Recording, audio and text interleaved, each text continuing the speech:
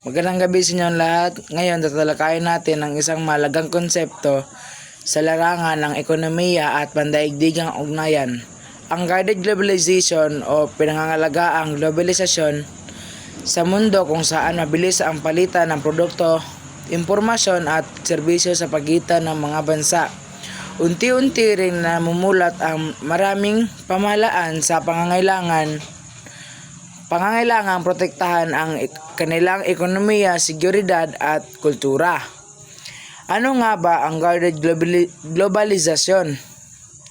Bakit ito lumalaganap at paano ito naiiba sa tradisyonal na globalisasyon? Tara at alamin natin. Ang guided globalization o pinangangalagaang globalisasyon ay isang konseptong tumutukoy sa mas maingat at limitadong anyo ng globalisasyon kung saan ang mga bansa ay aktibong naglalagay ng mga regulasyon, proteksyon at restriction upang maprotektahan ang kanilang mga interes sa ekonomiya, seguridad at kultura laban sa mga negatibong epekto ng sobrang pagbubukas sa pandaigdigang merkado. Ang kahulugan ng guided globalization, ang guided globalization ay hindi lubusang pagtanggi sa globalisasyon kundi mas maingat at kontroladong pakikilahok. Ibig sabihin, bukas pa rin ang mga bansa sa pakikipagkalakalan at pakikipag-ugnayan sa iba, pero may mas mahigpit na patakaran at proteksyon laban sa mga panganib tulad ng pagsakop ng dayuhang negosyo sa lokal na industriya, pagkalat ng maling impormasyon, pagtaas ng kawalan ng trabaho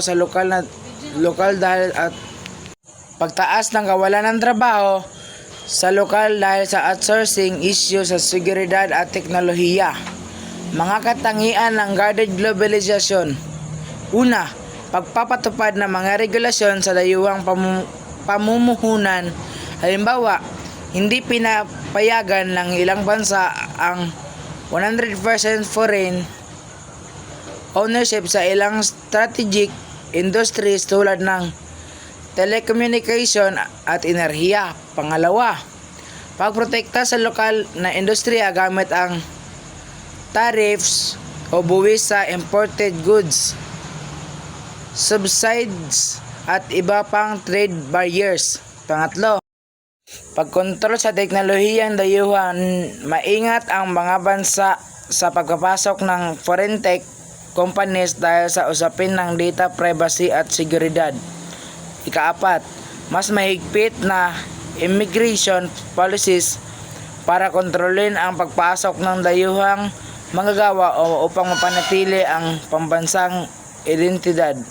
Halimbawa sa tunay na buhay. USA versus China. Sa teknolohiya, ipinagbabawal ng US ang paggamit ng Huawei devices sa ilang sektor dahil sa issue ng seguridad.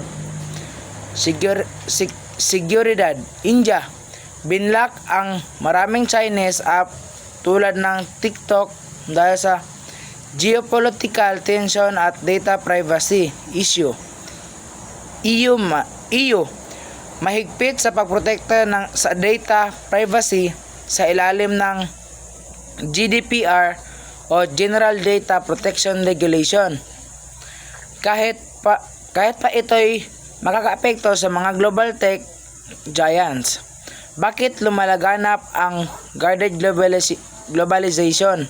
Dahil maraming bansa ang nakaranas ng negatibong epekto ng bukas na globalisasyon tulad ng pagkawala ng trabaho sa lokal, pagtaas ng inequality, pagkaroon ng dependency sa ibang bansa, banta sa pambansang seguridad.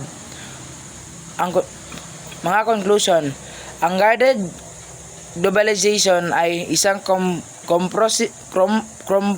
kompromismo. Hindi lubusang isinasara ang bansa, pero hindi rin basta-basta nagpapasok ng impluwensyang dayuhan.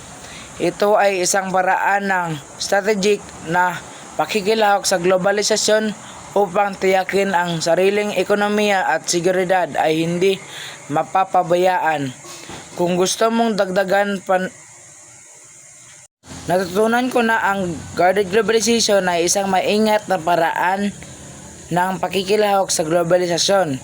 Hindi ito ganap na pagtanggi kundi proteksyon ng sariling bansa laban sa mga panganib tulad ng pagkawala ng trabaho, dayuhang kontrol sa industriya at banta sa seguridad.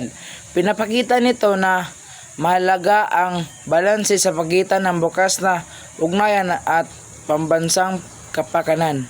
Yun lamang po, maraming salamat.